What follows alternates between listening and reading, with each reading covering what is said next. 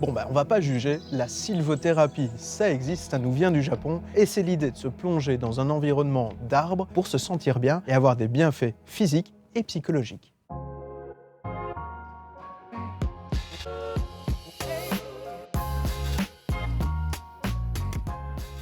Sans arbres, ce serait compliqué, on verrait la pollution. Ça nous apporte de l'oxygène, ça purifie l'air, donc c'est une nécessité. Alors là par contre, je pense qu'en ville c'est important parce que ça crée déjà des zones d'ombre. Ça aide aussi par rapport à l'air qu'on respire ou quoi, avec la photosynthèse et tout.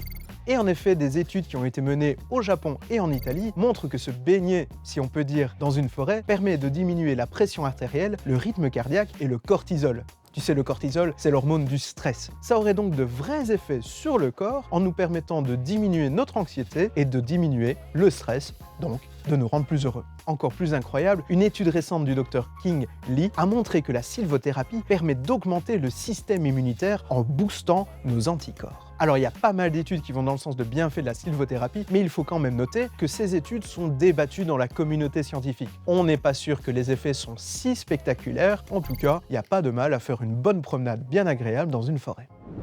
Et même en ville, ça fait du bien d'avoir de la nature. Les arbres nous apportent de l'ombre, ça a été dit, mais aussi via la photosynthèse, transforment le dioxyde de carbone en oxygène, ce qui nous permet de respirer. En effet, si toutes les plantes disparaissaient de la surface de la Terre, l'air deviendrait complètement irrespirable après seulement quelques jours ou quelques semaines.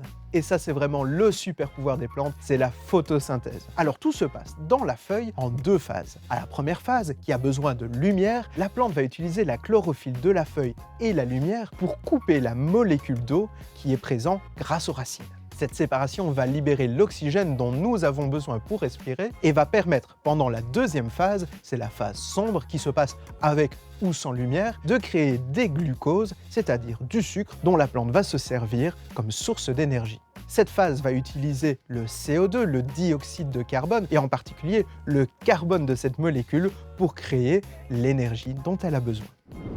On l'a vu, les plantes, ça sert à plein de choses, que ce soit dans les villes ou dans la nature. Ça sert aussi de refuge, évidemment, pour les animaux, mais peut-être leur plus belle utilité, c'est de permettre aux amoureux de graver leurs initiales dans un cœur.